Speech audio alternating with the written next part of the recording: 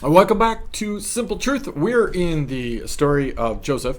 Finished up with Genesis chapter 39 last time, but I want to look at the last verse there again, and I want to tie it in to chapter 40, right? So starting in verse 23, it says, "The keeper of the prison paid no attention to anything that was in Joseph's charge, because the Lord was with him, and whatever he did, the Lord made it succeed." I want you to keep in context here that Joseph had been promised at the beginning of this, he had been promised a whole bunch of things by God. All right. Specifically, he had been promised in two different dreams that he was going to be a leader. He was going to lead his family, right? And I want you to see that through this process, right, he's holding on to this dream, or maybe he had forgotten it, right? But the dream is the overshadow. How is God going to take him from the dream of leading his family through now servanthood, forced servanthood, and now he's looking at prison, right? And again, the way that we look at this matters, because in both areas it said the same thing, that when he was with his master, right, when he was with Potiphar, he didn't need anything. God was with him, and everything he touched was blessed. Like God was just doing great things, right? But he still had to get through the process that he was in servanthood, right? Now he's in prison, and everything he touches is gold too. Everything prospers, but he's still in prison, right?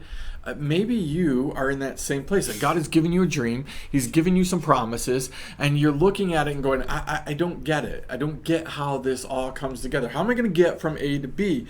But if we're careful, which I'm not most of the time, if we're careful, we look at the pathway between A and B, and we see God working and developing and doing things, right? Because the truth is, what he's going to bless us in B with, he's already developing in the in-between, right? He's getting us used to it, right? He's introducing it to us.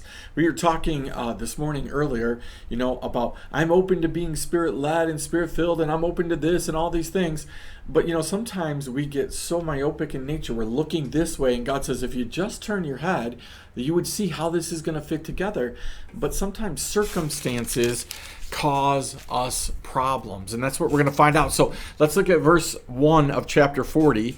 Sometime after this, I'm going to stop there because I'm never going to get past that, right? Sometime after really stinks.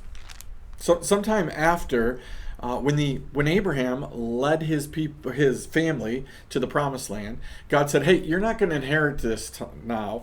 It's going to be sometime later. He actually gives him a specific amount of years.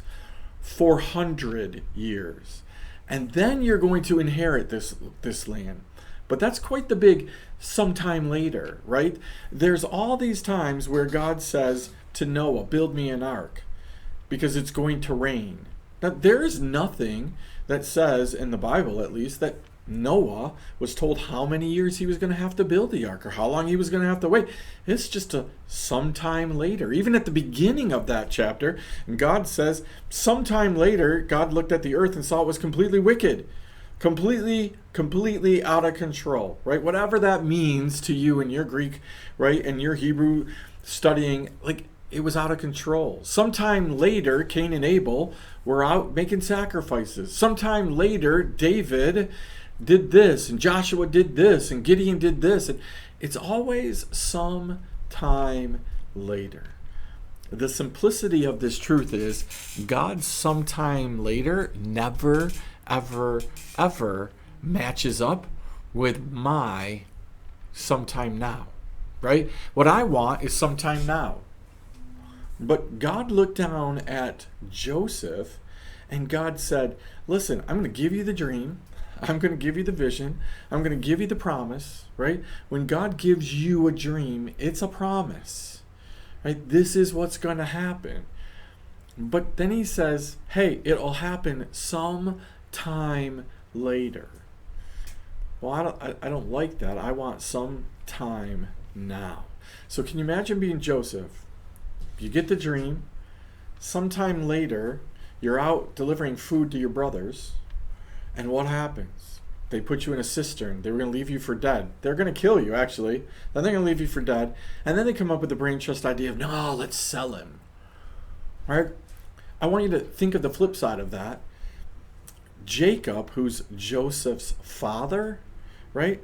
Jacob gets a bloodied coat of many colors returned to him, where his brothers put on the act that Joseph's been killed, right, by some wild animal. His father mourns uncontrollably, the Bible tells us, and the brothers were overcome by their father's grief. None of them, it says in the Bible, none of them could make Jacob feel better about this. Can you imagine watching your father go through that when you know the truth? When you have truth ready to go for him and you just withhold that truth and you're watching your father go through that, right? But what Jacob didn't know was sometime later, like chapter 46, he's going to be reunited with his son.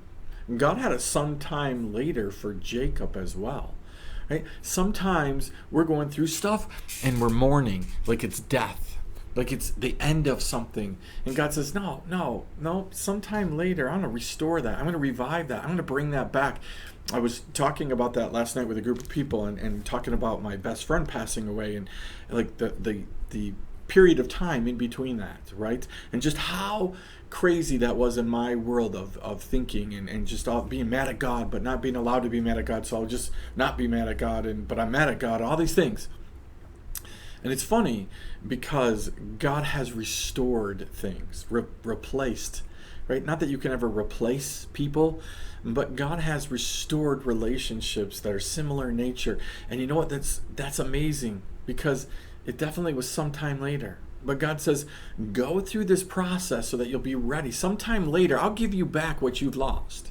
Sometime later, I'm going to restore all the broken years, all the broken promises, all the broken things. You hang out here, you learn, you go through this, you develop, you do all this stuff. I'll give it to you sometime later. So here's the simple truth, I guess. Are you ready for your sometime later? Are you prepping for your sometime later? Are you about sometime later? Hey, we'll see you next time. Simple Truth, we'll continue on or maybe start chapter 40 of Genesis. Story of Joseph.